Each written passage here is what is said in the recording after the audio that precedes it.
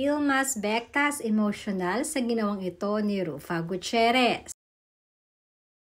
Hindi na nga may aalis ang pangalan ni Yilmaz Bektas, kakabit ang pangalan ni Rufa. At kahit hiwalay na sila ni Yilmaz matagal na, ay hindi naman nakakalimot si Rufa sa mga taong napamahal na sa kanya. Dahil nagbigay ng tribute si Rufa sa kanyang sister-in-law. Kamakailan kasi nag-celebrate ang ex-sister-in-law ni Rufa na si Kesra.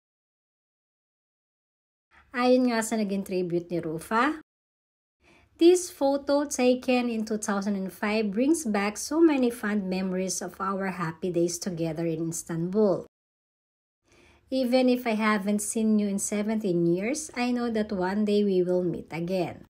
Dogun Gudun Kutlu Uslun Kesra, may you enjoy your special day. Matagal-tagal din kasing nagkasama sa Istanbul sina Rufa at Kesra at hindi maikakailang napamahal na rin talaga ito sa pamilya ng kanyang ex-husband na si Yilmaz. Dagdag pa ni Rufa, talaga namang may pinagsamahan sila ni Kesra at hindi naman mabubura ang mga bagay na iyon kahit nga nauwi sa hiwalayan ang naging relasyon nila ni Yilmaz.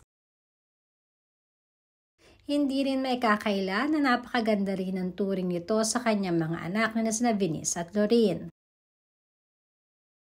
Kaya naman hindi rin mapigilan ni Yilmaz na maging emotional sa mga ipinakitang ito ni Rufa sa kanyang kapatid.